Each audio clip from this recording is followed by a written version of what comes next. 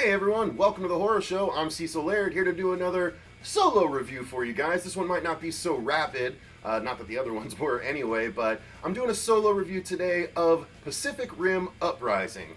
Why am I doing it solo? No one else on the show really gave a shit about this movie. Fuego didn't even see the first one. Producer Dave was like, yeah, I'll go if there's a ticket, but otherwise, whatever. So I just decided to wake up early and go see it today. Did watch it in 3D, so I will talk a little bit about that if I don't forget. It was good though. I enjoyed the 3D. But I'm going to go ahead and do this review like we do all of them, starting off with my overall thoughts. Then I'll go into the story, the acting, the effects, of course, and all of that good stuff in turn. So overall, I haven't actually watched many reviews of this movie. I think I might have only watched one, if that, but my sense is people are not enjoying it. Although, no, the one review I did watch was Black Nerd Reviews. Of course, have had him on the channel before. So respect his opinion. He did a non-spoiler review. And he basically said this was Power Rangers, which I didn't watch the new Power Rangers, so it might very well be. But here's the thing, guys.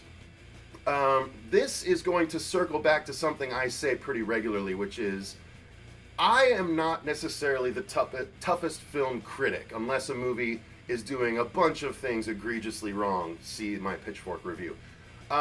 If I am generally entertained, then I'm generally okay with a movie. I won't necessarily have to write home about it, but I will say that this Pacific Rim Uprising does fall into that same category, much the same as the first one did.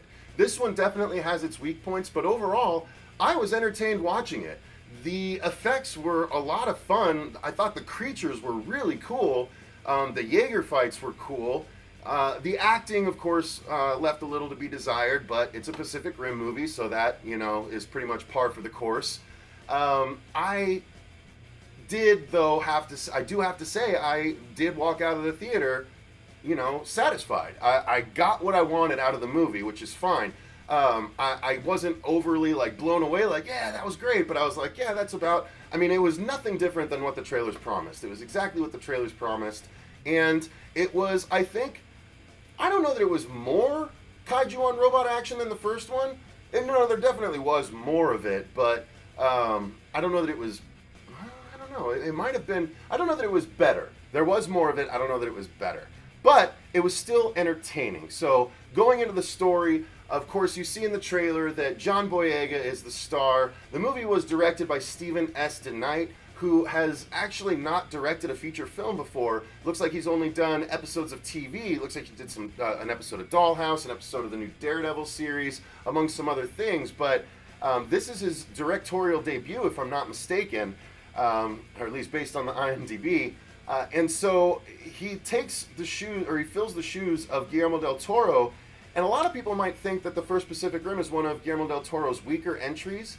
I still would I haven't reviewed it on the channel yet. I will. I'm going to try and see if I can convince Fuego to watch it so we can get another person's opinion as well. But yeah, this one, Stephen S. DeKnight did a very competent job. I actually thought it was a really pretty movie to watch. They did a lot of really cool shots, a lot of sweet reveals. It was very pretty to watch. But the story is John Boyega plays the son of Idris Elba's sort of now legendarily sacrificial character from the first film. He's widely known amongst the populace as the hero that saved the world. It's 10 years after the first Pacific Rim, and John Boyega just essentially plays Rey from Star Wars, interestingly enough.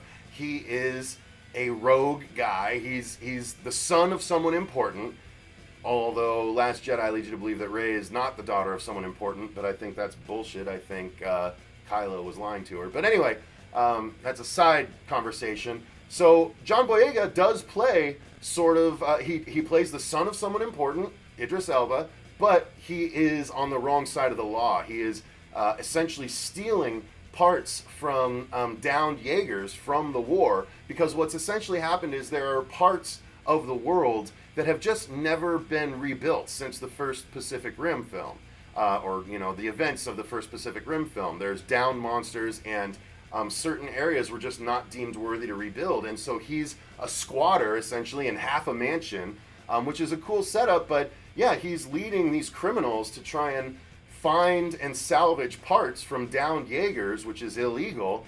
And so essentially he gets caught doing it, and he gets a choice of going to jail or re-enlisting with the Jaeger program, which is now sort of being changed. There's this company led by this lady by the name of Shao, who is, this, obviously it's a Chinese corporation that is developing a Jaeger drone program where pilots will be able to remotely operate their Jaegers. It's something that's going to be rolled out, and so he gets a choice to go to jail, or Boyega gets a choice to go to jail or train the new recruits for this program. And very quickly something happens where when the drones are supposed to be revealed, this rogue Jaeger shows up and goes at John Boyega and Scott Eastman, the son of Clint Eastwood, or Scott Eastwood, the son of Clint Eastwood, by the way. And they, they're the co-pilots of the Gypsy Avenger. Now, it was Gypsy Danger, if I'm not mistaken. Now it's called Gypsy Avenger in this new Pacific Rim. But they get attacked by a rogue Jaeger. They don't know what the deal is. And then eventually something happens, and I have to be careful. I can't spoil exactly what happens, but something happens that causes the kaiju that you see in the trailer to come again, even though they sealed the breach in the first one. And there's some, back and forth. There's some infighting. There's some betrayal. And there are some returning characters as well. There is, first off, there is Rinko Kikuchi, who played Mako Mori in the first one, the adopted daughter of Idris Elba, who was trying to learn to drift with the main character from the last movie. She returns as sort of a higher up of the corporation. And then we also have Bern Gorman return as Dr. Herman Gottlieb. He was the kind of guy on the cane that I believe was in Misfits on the BBC network, which I love, by the way. But he plays that weird scientist again that was partners with Charlie Day, who also returns in this film. He is working for the Shao Corporation. So there's this sort of back and forth between the two scientists, because they seem kind of on opposite sides, even though essentially he's working for Shao, who's trying to replace the current Jaeger program with the new drone Jaeger program. The story itself, guys, it's a little convoluted to explain, I guess, as I'm finding out here, but it's pretty simple as you're watching it, and it's not unentertaining. It's not the deepest story, but it's not bad, and it took me a while to figure out who the bad guy was. I know some people kind of figured it out pretty quickly, I guess, but I was genuinely surprised by it after a fashion, and I liked that reveal. So essentially, later on, the creatures do come back, and there's a lot of really great action, and then there's a bunch of really young pilots for the Jaegers now, and that reason is revealed over the course of the movie as well. So, overall the story was not so, I heard that there were some parts that were really dragged on. I didn't feel that way. I was engaged, and when the next action scene came, I was like, okay, I'm ready for the next action scene. So overall, I think the story was paced pretty well. Even though it was a bit of a lackluster story, it was just as much story as you're going to get in your Independence Days or your Armageddons or your other guilty pleasure big budget action movies. That's exactly what this is, you guys. This is just a guilty pleasure big budget action movie with giant monsters and giant robots, which, that's freaking awesome. We don't get that very often. So I'm fully on board with supporting this film because it was fun to watch, all of the big budget action, which leads me into the effects, you guys.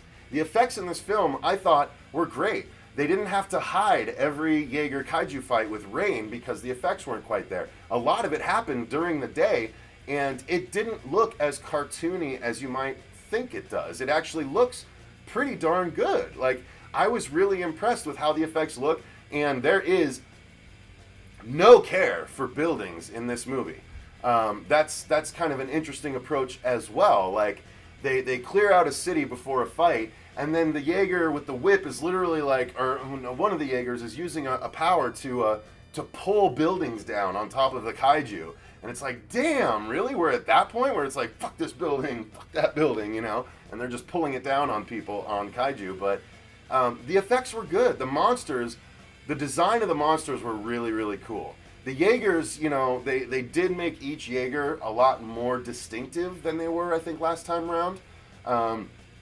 Each of them had sort of their own fight. One of them was like a ninja Jaeger with swords. One of them you see in the trailer with that drill sort of hammer fist thing. And then, of course, there's Gypsy Avenger. So you got variation in the fighting. So that was really cool, too. It gave you more of what you wanted from, like, the new Godzilla movie. Or I'm guessing the new Power Rangers, because what I heard about the new Power Rangers was that the last action scene was kind of all you got. This gives you a lot of big-ass action. And if that's what you want from a movie, that's what you're going to get with this. And so you'll be satisfied like I was. Again, it's not the deepest film. The relationships between people kind of fall flat at times, but others you're kind of interested in. I thought Kaylee Spaney, who played Amara Namani, she did a really good job. She and John Boyega sort of link up early in the film. She's a young kid who has built sort of a mini Jaeger that she calls Scrapper that kind of rolls and stuff like that. It's a really cool, mini Jaeger, and she plays a really cool character. So I really enjoyed her. But some of the other characters are just kind of, you could take them or leave them. It doesn't really matter. So there are pluses, there are minuses, but overall, it was an entertaining movie if you go in just expecting giant robots to fight giant monsters. You get that, and that's what I wanted. So I think that's where I'm going to call this one, you guys. I'm not going to go terribly deep and spoil it or anything like that, but if you like giant monsters or giant robots, go watch this movie. It's worth your time. I'm glad I saw it in 3D. There's sometimes the 3D I don't think matters, but this one, it actually made a big difference, especially with the little scrap bot like rolling around, and there's a scene early on where the scrap bot is trying to escape a real full-fledged Jaeger, and it's really funny, like the ears like stop, and stuff like that, trying to go after it and halt, stuff like that. It's really hilarious, but I had fun with the movie, and that's all I went in hoping to do. So it's not Oscar worthy. It's not gonna break any banks or anything like that, but it did set up a possible sequel, and I would be game for it. I'll say that much. I'm glad I saw it in the theater. Also, besides even the 3D, this movie does need to be seen in the theater. You can watch it on your TV later, but it's not going to have the same effect. These are the kinds of movies that are worth paying the money to go see on the big screen, in my opinion. You can wait on your comedies, your dramas, all that stuff, but this is tailor-made for the big screen, literally. So let me know in the comments down below, you guys, if you saw this movie, what did you think? Are you interested to see it if you haven't? Or are you just going to pass by it entirely? If so, you probably didn't make it to this point in the review. But if you did, I thank you very much for watching. Until next time, I've been Cecil Laird. Make sure you click the link in the description box to support us at our TeePublic site. You can get some really cool horror merch, including stuff with our design, or some just random horror designs. If you do so, you'll be supporting the channel, and I thank you. But, like I said, until next time, remember, stay scared.